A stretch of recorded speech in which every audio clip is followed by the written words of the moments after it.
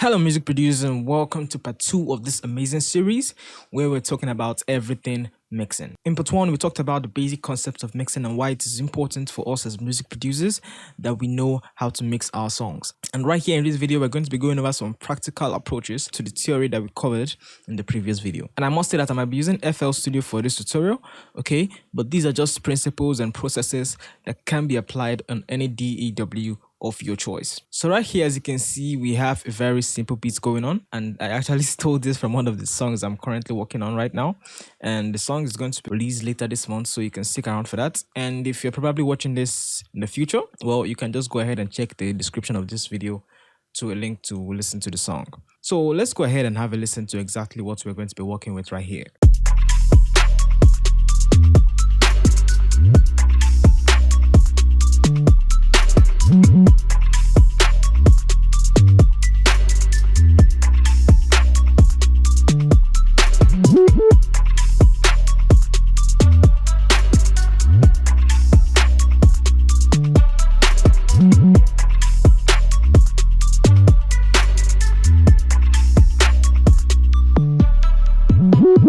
Okay, as you can see, this is just a very simple beat that's going on, okay? We just have the drums, the 808, and then the synth melody going on top of it. But if we dive deeper into how we mix this, you will find out that there are a whole lot of complexity that goes into this very simple beat. And the truth is, we cannot even cover everything in this particular video. But what we are going to be doing is we're just going to be going over those three coordinates of mixing that we covered in the previous video, which has to do with panning, which goes from left to right, volume, which goes forward and backward, and then we have the frequency, which coordinates the up and down movement. If you haven't watched the previous video, this will be a good time to actually go ahead and watch the previous video so that you can just follow along. So as you can see, first of all, right here we have the major drum loop, and this is just like the base of what everything is built on. Okay, so we just have this going on.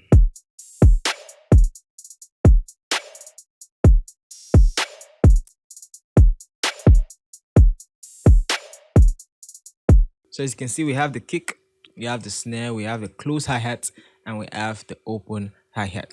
Now, one thing you're going to notice is that the kick is like the loudest, okay, because it just takes the low end, and you can see how it occupies that whole space, okay. And if we go over to the parametric EQ, you can see it is very dominant in the low end areas. All right. And next up, we have the snare, okay, and then the snare, okay, this one occupies the mids and the highs. As you can see right here, okay, so you can see, look at this parametric, you see that I took out a whole lot of the low end frequencies, because the low end is a very delicate part of the music. You need to treat it like an egg. It can get messy and muddy very easily. Then next up, we have the close hi-hats, and as you can see also, we took out a whole lot of the lows and mids. All right, and you can notice the volume is actually very low, and the reason why it is a bit low, okay, is because there are a whole lot of other top end sounds that are also going to come on. All right, so this is where the sweet spot is when the whole track is played together. And then also we have the open hi-hat. Now altogether, this bit is nice and it's sounding very good, but then why do we stop here when we can do more? All right, and then we have more to do. We have a whole lot of more to do. So you can see, first of all, we have this percussion loop, okay, and if we listen to this just alone, we can see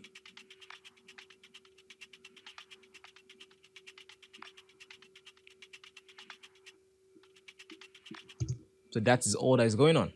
And if we look at this on the mixer, you notice that this is panned 40% to the left.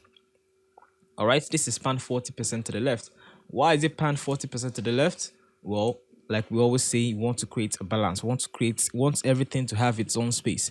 And panning is one of the coordinates that we can use to create that space. So we push this to the left, and then we also have a percussion too, and this is panned 40% to the right, just to create what? Balance. Just to create that balance. All right. So we have this pan, loop 1 pan to the 40% to the left, and then we have loop 2 pan 40% to the right. So let's play this together and let's see how this sounds.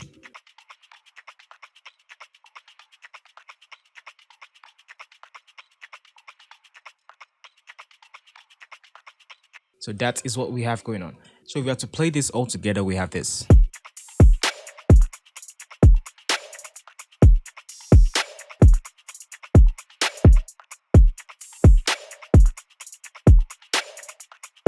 Alright guys, so as you can see, it has become more engaging than just the drum loop alone. But still, we do not stop here for the drums. Okay, we still have a whole lot going on. And as you can see, we have this top loop one.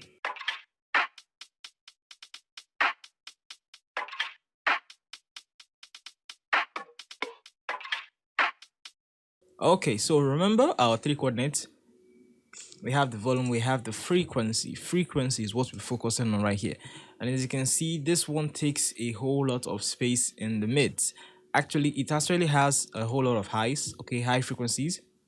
But I actually had to remove that because it was going to be clashing with all the percussion loops and with all the open hi-hats, close hi-hats, and so many other things. So I had to actually take that out because it was messing up those high frequencies. This one is also a bit louder than most of those other percussion loops, as you can see. This one is a bit higher, so this one is like in your face. It's like right there, right there. While all these other ones are kind of scattered over in the background. So you have to know how to actually mess around with the volume just to create that surrounding balanced effect. Not everything must be heard. Not everything has to be perceived. Okay. And then next up, we also have this hi-hat loop. That is this one right here. And as you can see, these two are still also like in your face. These two are like the predominant, or one of like the some of like the most dominant sounds in this whole drum loop, as you can see. And because of this, they do not have to clash. As you can see, this one takes all the high end frequencies, but even though it takes the high end frequencies and very, very loud, I still have to go ahead and tune down those high frequencies a bit so that they don't mess around with some of these other high frequencies that we have going on right here. So as you can see, if I should remove this, it's just a very, very subtle difference, but when the whole mix is playing, it makes a whole lot of difference because all those sounds are now merging together and things can get very, very messy very, very easily. Okay, and then right here we have this snare too, and let's just hear how this sounds.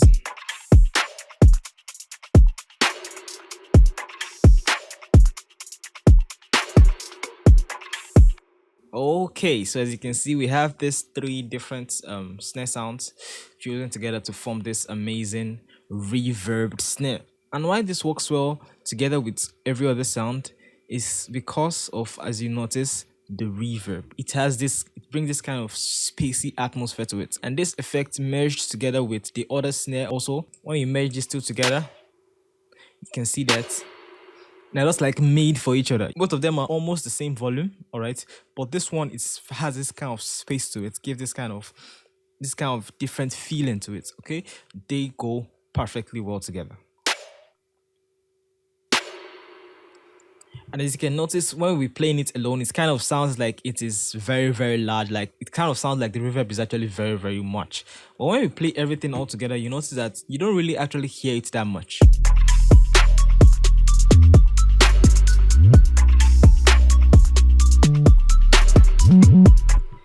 Funny enough, when you now play it together, it now sounds like as if the reverb is not even that enough. So you see, this is just the magic of mixing. You don't necessarily tune things to sound as good as they are on their own. It has to be together with the whole sound. They have to come in together and sound good together as a group, not individually. All right, so next up we have a drum loop again, and you might be wondering, well, why is this right here? Well, when I was mixing this for this particular section of the song, like I said, this is not the full song. Everything right here, when I'm arranging them, everything is not going to be playing at the same time, definitely. But for this section of the song, I actually wanted it to be more busy. Like everything was sounding very, very good up till now. Like it was sounding very, very okay. This, it's sounding very, very nice, but I still wanted a bit more busyness, a bit more chaos. Good chaos, by the way. Okay, so I actually got this drum loop. Now the question was, how do I actually make this drum loop sound good with the rest of the sounds? Okay, and there are actually some very, very advanced features right here that I had to do to make this fit well. But the basic thing you should know is that, first of all, this right here is a complete drum loop on its own. That is what we have going on. But what I did first of all is that I actually took out all the low end frequencies, as you can see right here. Like I said earlier, you don't want the low end to be messy at all. You want the low end to be as clean as possible. All right, so after doing that, we have this.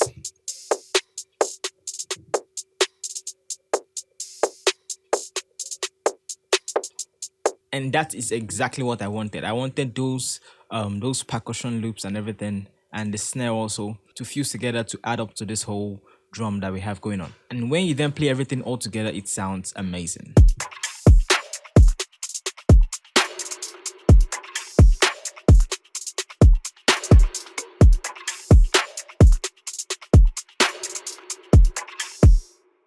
And next up we have the 808, and it's just like an equation of music. Anywhere you hear a kick, an 808, and then mixing, well, it just equates to one thing: sidechain compression. You cannot just beat that. All right, they are like brothers and sisters. They're like 5 and 6. This is also an advanced mixing technique. All right, we are not going to be covering over how I did that in this particular video. We just use sidechain compression to control what happens in the low end frequencies. All right, and then that is how that was mixed. So altogether we have this.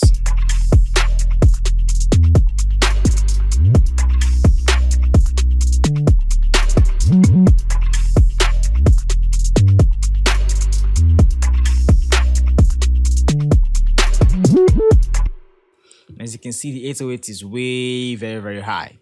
It's way very high because it is just the thing that occupies the low end frequencies. Okay, so it has really no competitor aside the kick, which we have already sidechained to it, and then together they work perfectly. And then lastly, we also have this synth right here, this synth 1 and synth 2. Okay, and there's really nothing much about this. Okay, all that we have is just we have a reverb. Okay, and then we also have a delay, which just gives it a whole lot of space in the mix. This is where the reverbs and delays come in. Okay, so if I'm to turn off the reverb and the delay, we just have this.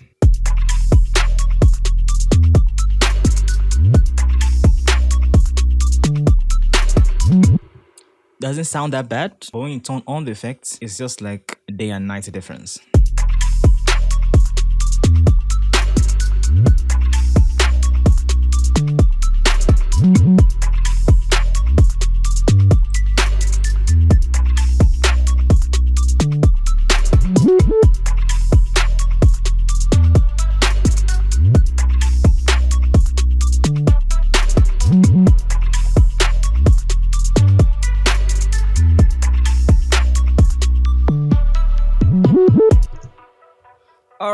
All right guys, let's not get ahead of ourselves. Right, so as you can see, this basic concept I didn't even go over. There's still like a whole lot, like I said, there's still a whole lot of things that went into just this simple beat. As you can see, just merging all this sounds and drum loops together. But I see a whole lot of techniques that went into them.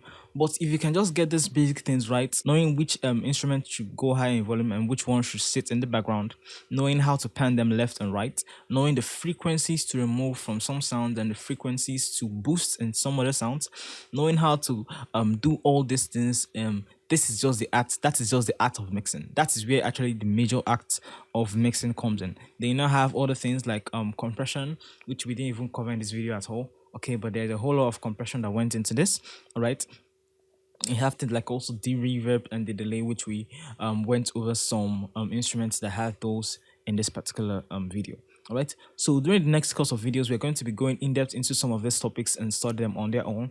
Like compression, we're going to be talking about compression, we're going to be talking about EQ, reverb, delay, saturation, distortion, and all sort of things in this series. All right, so that is why you should subscribe to this channel, all right, and also turn on notifications so that you get a notification, okay, when these videos drop. All right, and also as you can see, I also use a whole lot of drum loops right here. All right, and then we also have our own drum loop package that is on our website, so you can just go over to the link in the description. All right, and to take you to the product page where you can go ahead and own this for yourself. As you can see how I use a whole lot of drum loops to make this sound full.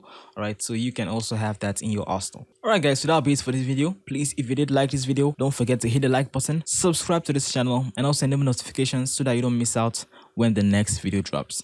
Thanks guys for watching this video, and see you in the next one.